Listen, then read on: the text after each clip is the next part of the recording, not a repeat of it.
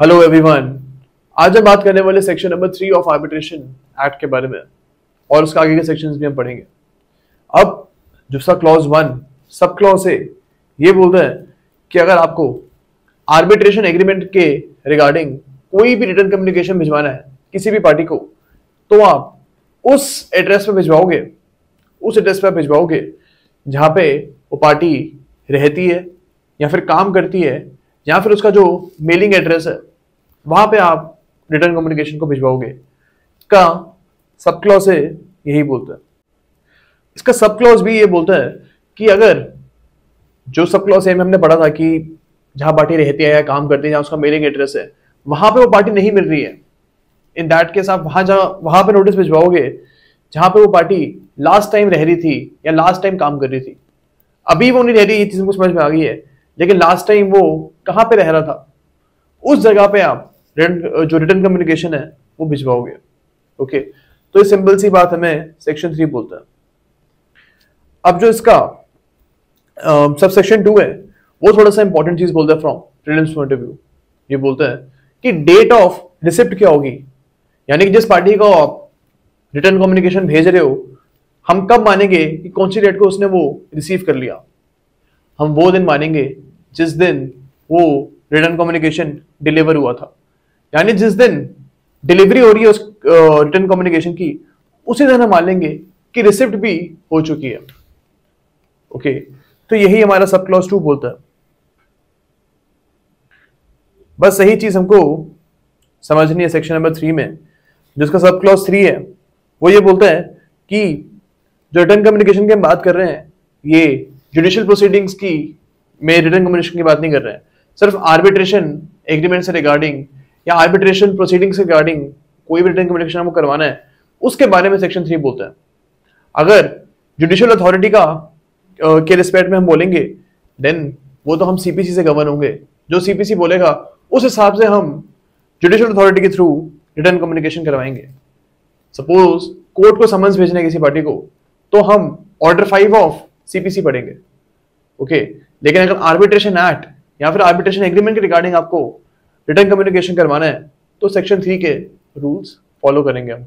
Okay, अब हम आते हैं इसके सेक्शन नंबर 4 के ऊपर। इसमें बहुत सिंपल सी बात बोली गई है, उसको हम एग्जाम्पल के थ्रू समझते हैं। अब सपोज ए और बी के बीच में एक आर्बिट्रेशन एग्रीमेंट है। ओके, एंड इसमें बोला गया है कि जो आर्बिट्रेशन प्रोसीडिंग्स होंगी वो इंग्लिश में ही होंगी। आपको इस चीज के बारे में ऑलरेडी पता ही होगा कि आर्बिट्रेशन में क्या प्रोसीडिंग्स का फॉर्मेट होगा, क्या प्रोसीजर फॉलो होगा, ये पार्टीज खुद डिसाइड करती हैं। अनलाइक सीपीसी, अगर आपको कोर्ट में कोई दावा पेश करना है या कोई प्लेंट फाइल करनी है then you will have to be governed by the rules of CPC.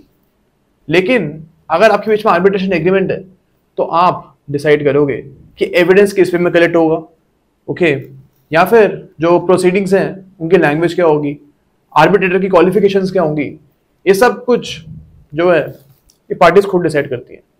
अब यहाँ पे ए और बी के बीच में ये चीज डिसाइडेड है कि प्रोसीडिंग्स इंग्लिश में होगी, लेकिन एक दिन होता क्या है, ए ने अपने जो स्टेटमेंट ऑफ क्लेम है ओके वो हिंदी में डाल दिया, हिंदी में फाइल कर दिया, और बी ने इसके ऊपर कोई ऑब्जेक्शन नहीं किया और उसने बोला कि चल ठीक है मैं अपना स्टेटमेंट ऑफ डिफेंस डालता हूं।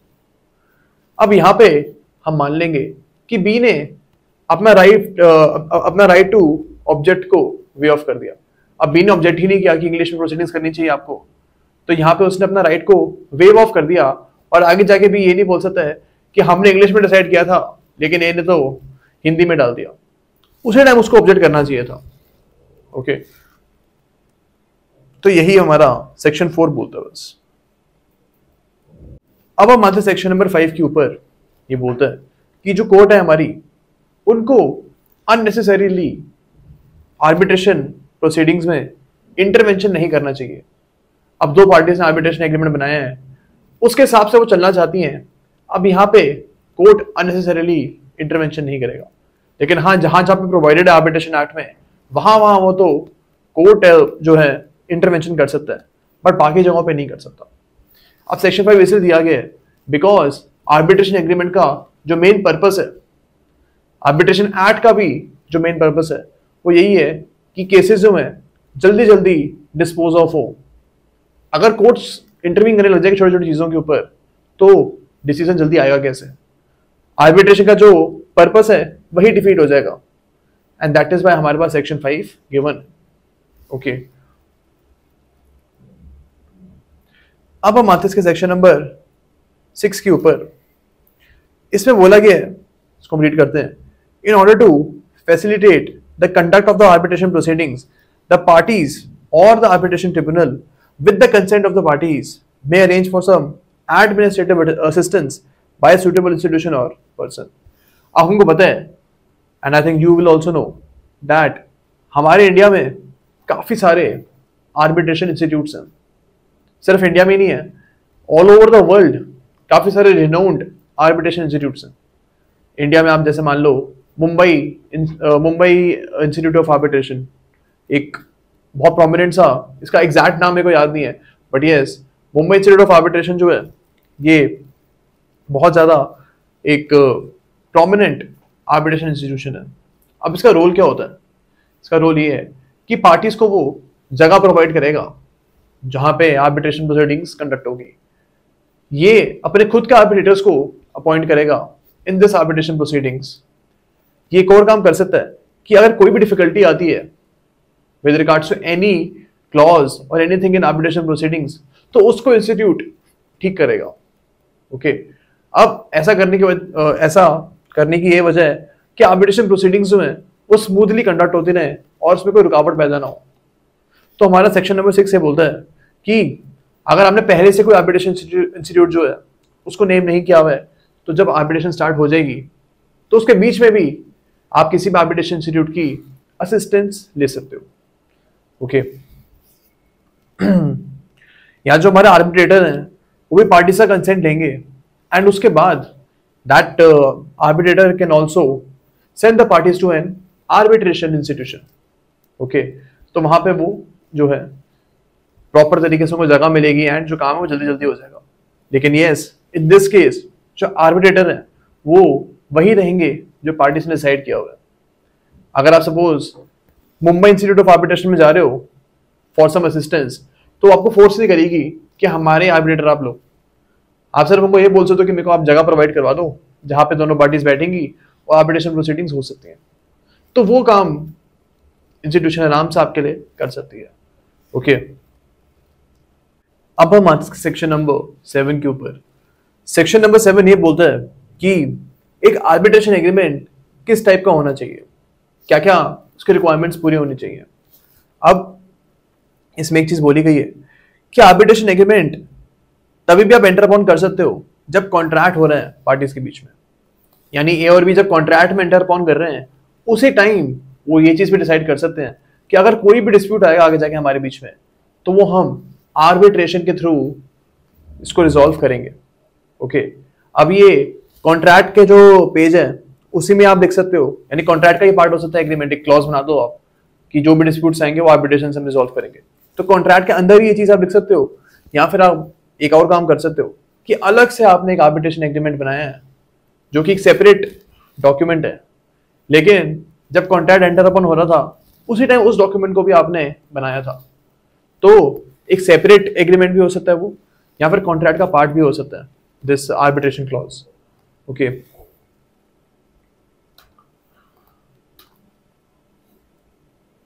इसमें एक और चीज बोली गई है कि अगर आगे जाके सपोज जब पार्टी के बीच में ए और बी के बीच में कॉन्ट्रैक्ट हो रहा था उस टाइम उन्होंने डिसाइड ये चीज नहीं करी थी कि हम डिस्प्यूट्स को आर्बिट्रेशन के थ्रू ही सॉल्व करेंगे, लेकिन जब इनके बीच में डिस्प्यूट अराइज हो जाता है तब ये दोनों डिसाइड करते हैं कि अब डिस्प्यूट अराइज हो चुका है और हम इस डिस्प्यूट को आर्बिट्रेशन के थ्रू सॉल्व करेंगे। तो आफ्टर द राइजल ऑफ डिस्प्यूट उसके बाद भी हम आर्बिट्रेशन स्टार्ट करवा सकते हैं। लेकिन यस, एक चीज हमको ध्यान रखनी है कि दोनों पार्टीज का कंसेंट होना चाहिए। ऐसा नहीं हो सकता कि ए बोलेगा कि हाँ मेरे को आर्बिट्रेशन इस इस केस में करवानी है और बी बोलता कि मेरे को नहीं करवानी है। ऐसा नहीं हो सकता, दोनों पार्टीज को एग्री अपॉन करना पड़ेगा। ओके, इसका रीजन क्या है? इसका रीजन ये है कि जो आर्बिट्रेशन प्रोसीडिंग्स की प्रोसीजर है, फॉर्मेट है, वो भी पार्टीज के कंसेंट से डिसाइड होता है। और अगर एक पार्टी चाहती ही नहीं है कि आर्बिट्रेशन में जाएगी वो, तो फिर आर्बिट्रेशन का प्रोसीजर डिसाइड कैसे होगा? वो हो ही नहीं सकता। And that is why this clause is there. इसमें आपको एक और चीज मैं बता देता हूं कि सपोज ए और बी जब आर्बिट्रेशन एग्रीमेंट के लिए एग्री अपॉन कर चुके हैं, कॉन्ट्रैक्ट के साथ ही उन्होंने, जब कॉन्ट्रैक्ट बन रहा था उस टाइम उन्होंने डिसाइड किया था कि जो भी डिस्प्यूट आएंगे वो हम आर्बिट्रेशन से सॉल्व करेंगे। अब आगे जाके जब डिस्प्यूट आ जाता है, सपोज ए बोलता है कि बी को 1 करोड़ रुपए देने मेरे को, ओके, बी बोलते मैं नहीं देता, ए बोलता है कि नाउ मैं आपके ऊपर आर्बिट्रेशन प्रोसीडिंग्स स्टार्ट करवा दूंगा। अब यहाँ पे ए जो है उसको बी का कंसेंट की जरूरत नहीं है, बिकॉज वो कंसेंट तो उसको पहले ही मिल चुका था जब आर्बिट्रेशन एग्रीमेंट उन्होंने एंटर अपॉन किया था। ओके, सो इसका जो सब क्लॉज 2 है उस पर हम आते हैं।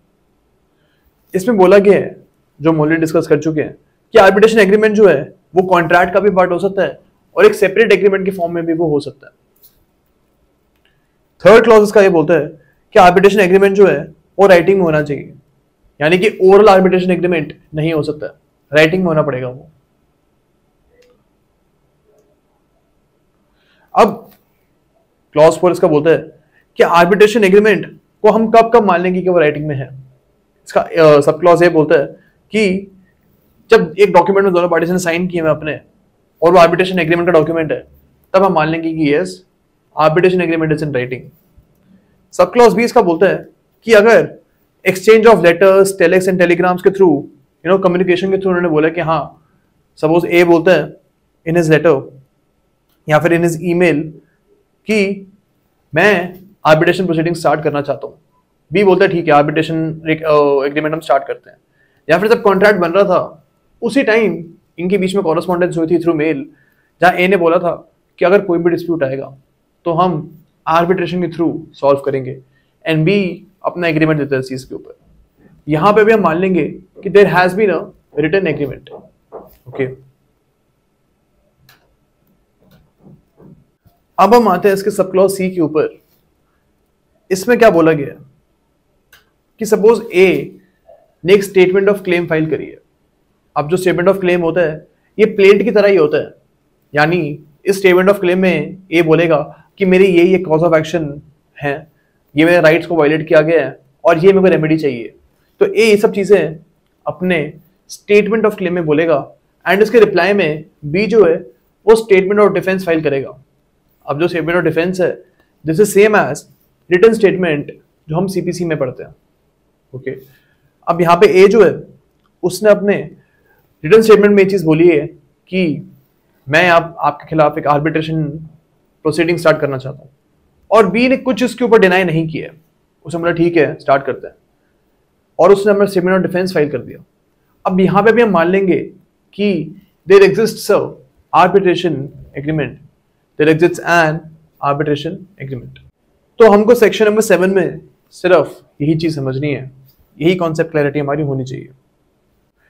अब हम आते हैं सेक्शन नंबर 8 के ऊपर, जो कि बात करता है power to refer parties to arbitration with there is an arbitration agreement. अब सपोज ए और बी के बीच में आर्बिट्रेशन एग्रीमेंट एंटर अपॉन हुआ है। अब डिस्प्यूट अराइज हो जाता है, A is claiming 1 crore rupees from B. Okay,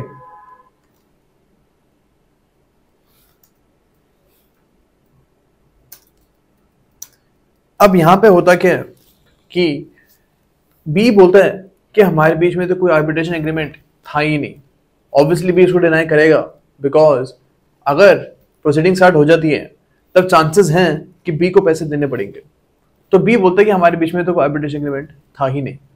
अब ए जाता है कोर्ट के पास, कोर्ट में जाता है, एंड ए कोर्ट में ये चीज बोलता है कि आप पार्टीज को आर्बिट्रेशन के लिए रेफर करो, यानी कि कोर्ट का एक ऑर्डर आ जाएगा, फिर उसके बाद तो बी को करना ही पड़ेगा आर्बिट्रेशन प्रोसीडिंग स्टार्ट। तो उस चीज के लिए सेक्शन 8 हमारा बना हुआ है कि you can approach court as well if the other party is not starting the arbitration proceedings.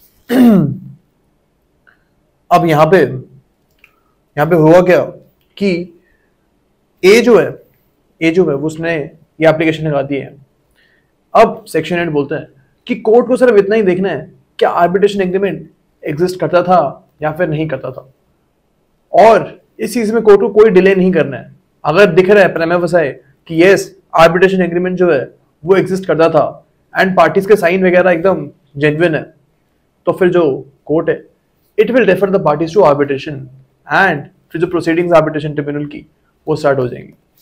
Okay इसमें एक और चीज बोली गई है कि जब आप यानी कि जब ए जो है जब आर्बिट्रेशन एग्रीमेंट को इन्फोर्स कराने की बात करते हैं कोर्ट में जाके, तब उनको साथ में आर्बिट्रेशन एग्रीमेंट की ओरिजिनल कॉपी जो है वो भी कोर्ट में लगानी होगी, या फिर अगर ओरिजिनल कॉपी नहीं है तो जो सर्टिफाइड कॉपी जो है उस ओरिजिनल एग्रीमेंट की वो आपको लगानी पड़ेगी। ओके अगर आप नहीं लगाओगे देन कोर्ट पार्टीज को आर्बिट्रेशन में रेफर नहीं करेगा। इसमें एक और चीज बोली गई है कि अगर सपोज ओरिजिनल या फिर सर्टिफाइड कॉपी बी के पोजीशन में है, यानी जो अदर पार्टी है बी उसके पोजीशन में ये चीजें पड़ी हुई हैं, तो ए जो है सेक्शन 8 की जो एप्लीकेशन है वो लगा सकता है कोर्ट में, और कोर्ट को बोल सकता है वो कि आप बी को ऑर्डर करिए कि जो भी उसके पास ओरिजिनल कॉपी पड़ी हुई है वो कोर्ट में पेश करे। ओके तो ऐसा भी हो सकता है।